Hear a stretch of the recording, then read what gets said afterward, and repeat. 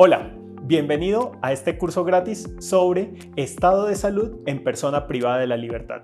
Aquí vamos a hablar sobre qué es un estado grave por enfermedad. ¿De dónde viene esa definición?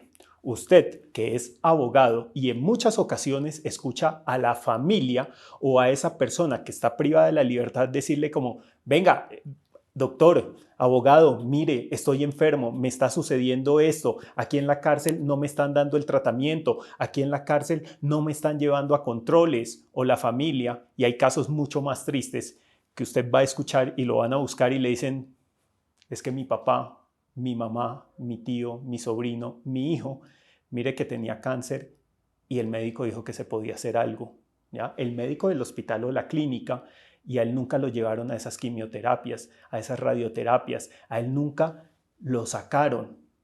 Entonces, ahí podríamos estar hablando de varios escenarios. Un estado grave por enfermedad y dos, una falla en la prestación del servicio de salud intramuros. Y es importante, aquí vamos a hacer varias distinciones.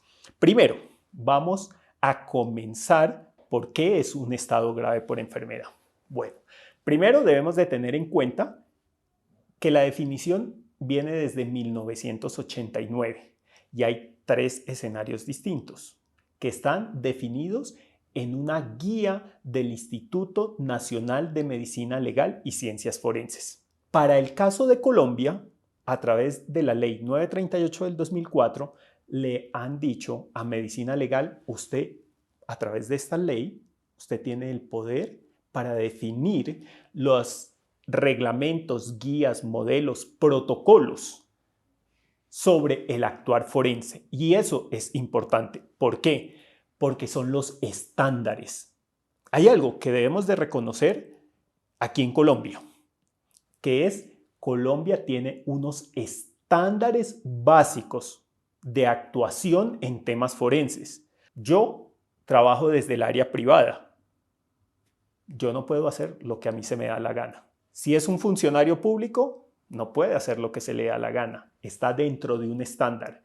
Pero este caso, específicamente estados de salud en personas privadas de la libertad, sí que he encontrado fallas abismales que uno las podría calificar como graves o aberrantes por parte de funcionarios del Instituto Nacional de Medicina Legal y Ciencias Forenses, en unos casos que nos han consultado. No sé si será en todos los casos, pero al menos en lo que yo he peritado directamente y en los casos que conozco, siempre se pronuncian como si está en un estado grave por enfermedad o no está y nunca dan ninguna explicación y dejan al abogado, a usted que representa a ese privado de la libertad, listo, así se quedó, ¿ya? Y usted queda, pero si me están diciendo que está enfermo y no lo están sacando, ¿ya? Entonces queda toda esta situación de a dedo, usted sí, usted no. Así no funciona el mundo forense. De hecho, así no funciona el mundo de la medicina y así no funciona el mundo científico. Hay algo que usted debe de tener en cuenta. Esto es como construir una casa.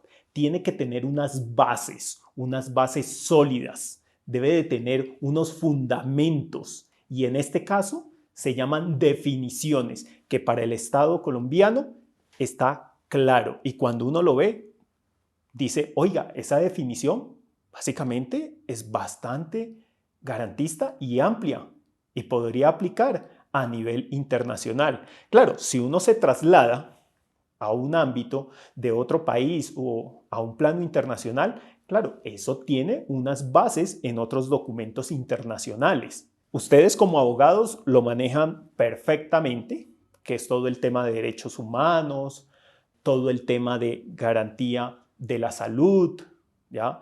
Porque recordemos, en este tipo de casos están privados de la libertad. Yo soy médico forense, no he escuchado el primer caso donde diga se lo condena a privación de la libertad y se lo condena a privación de la salud, pero uno lo viene viendo muy frecuentemente. De hecho, hemos escuchado en noticias donde dicen, oiga, hay una violación sistemática. Esto es una forma de operar siempre por parte de las instituciones que se encargan de cuidar a estas personas privadas de la libertad. Y en algunos casos nos dice, bueno, está el Instituto Nacional Penitenciario y Carcelario, cuando ellos lo reciben. Pero ¿qué sucede cuando es antes? Hemos tenido casos muy aberrantes donde personas realmente enfermas, diabéticos, hipertensos, personas con problemas de colesterol, personas con problemas de hígado, de riñón, y alguien los capturó y no hay ni una línea de historia clínica escrita. Y uno dice, ¿cómo es posible? O sea, sí tienen un privado de la libertad, pero tienen es un enfermo, tienen un paciente. En algunos casos que a mí me han preguntado, uno dice, listo, está privado de la libertad. Esta persona debería estar en un hospital. O sea, más que cualquier cosa, tienen es un paciente. Y de hecho, he tenido la oportunidad de hablar de forma informal con algunos funcionarios públicos que dirigen estas instituciones o instituciones militares y dicen, mire, aquí entre nosotros, ¿qué problema? Decía, yo no lo quiero tener. O sea, se muere y van a decir que es culpa mía, ¿ya? Se enferma y toca salir grave y es culpa mía. O dicen, lo peor, se descompensa a cualquier hora y me toca salir con él. Hay todo un protocolo de seguridad y hay casos, claro, hay personas que están catalogadas como muy peligrosas y dicen, tengo que salir y toca listar una cantidad de escolta, carros blindados y todo. Dicen, estamos jugando no sé a qué, llego al hospital, no puedo entrar armado, la cosa se complica, entran en problemas, entonces bien complicado, ¿cierto? Entonces, para que tenga a grandes rasgos, que usted diga, oiga, si hay un estado de salud grave por enfermedad o no. 3 situaciones. La primera, que es cuando usted dice, por instinto común como ser humano, oiga, esta persona yo la debo de llevar a urgencias.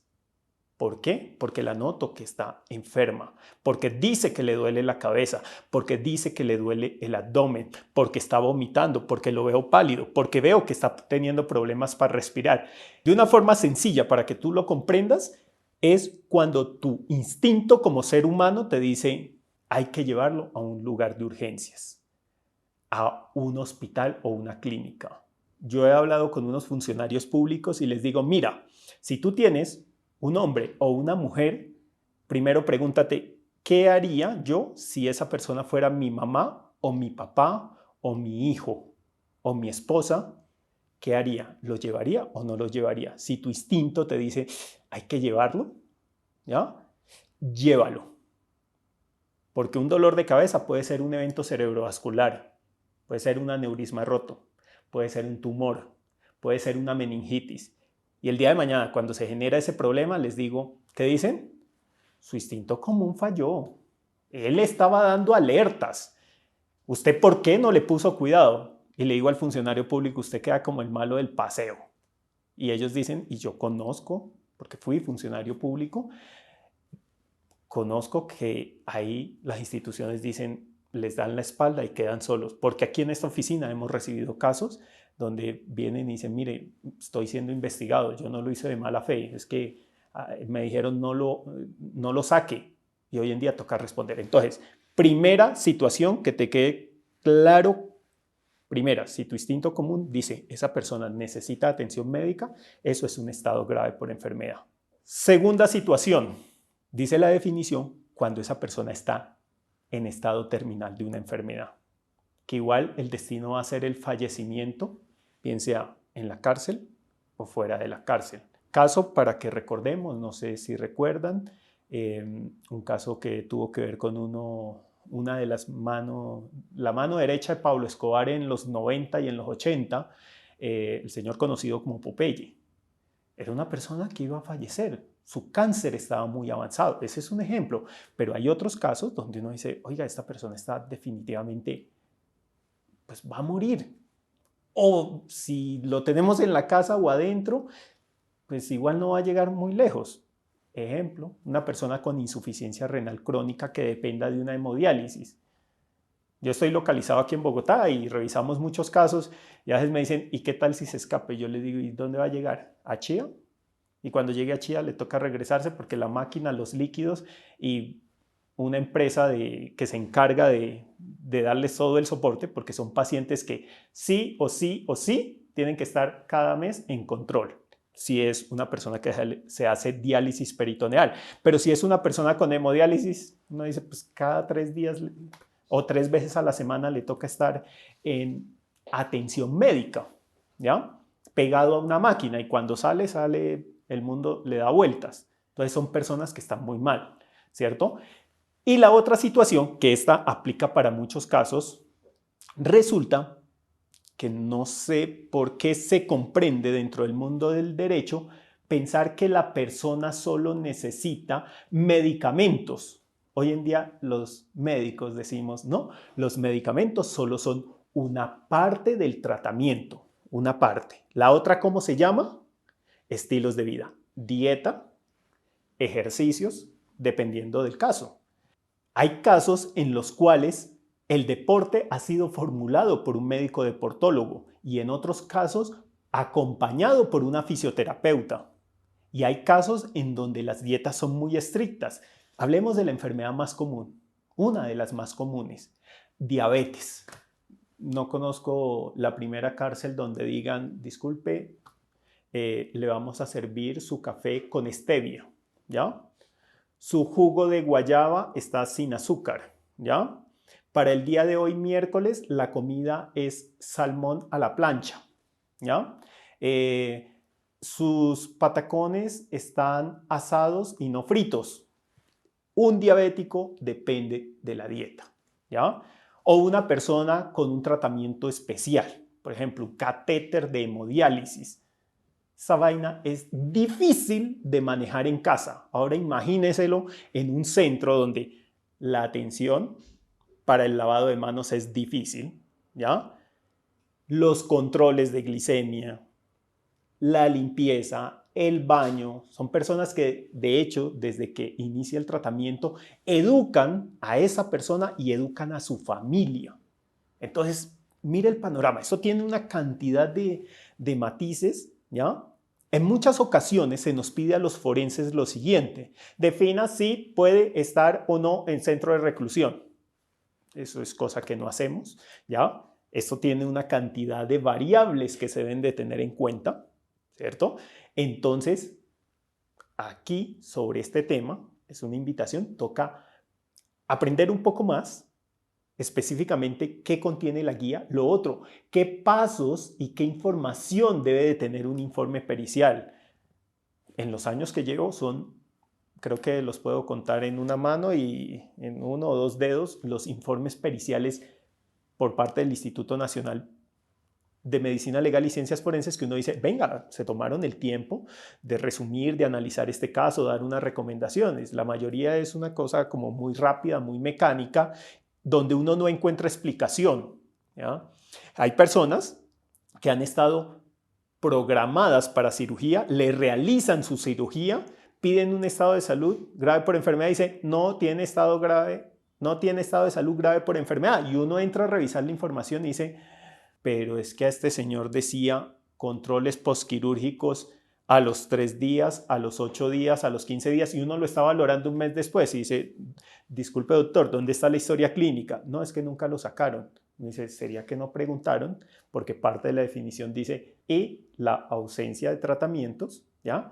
Que puedan llevar a que esa enfermedad crónica se descompense. Claro, esto es más exacto, pero a grandes rasgos es esto, ¿ya? Entonces uno dice, ¿dónde está ese análisis? ¿Cuál es la justificación? ¿Cuáles son los criterios? Porque esta es otra parte que uno encuentra en muchos documentos diciendo, no cumple con criterios para un estado de salud grave por enfermedad.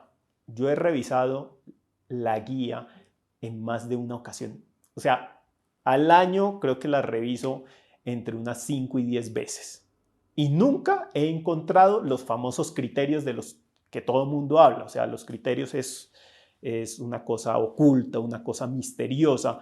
Y esto es una invitación para usted como abogado, que uno no puede tragar entero en temas forenses. Ustedes están usando unas herramientas, ¿cierto? Unos instrumentos que bien se pueden llamar medicina forense, psicología forense, psiquiatría forense, documentoscopia, grafoscopia, ingeniería de sistemas forense, ¿cierto? Y uno dice, venga, eso es una herramienta, toca aprender. En este caso que estamos tratando, pues viene y se habla del tema, pero no se explica.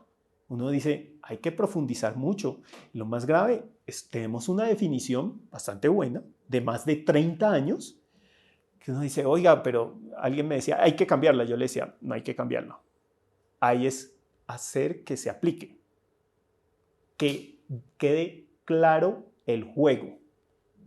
Cuándo sí, cuándo no. Esto es para invitarlos a un curso que tengo sobre estado de salud en persona privada de la libertad. Aquí vamos a encontrar muy detallado qué debe de tener usted en cuenta cuando va a solicitar un estado de salud grave por enfermedad, ¿ya? ¿Cómo se debe sustentar? ¿Quién hace ese informe? ¿Qué debe de contener el informe?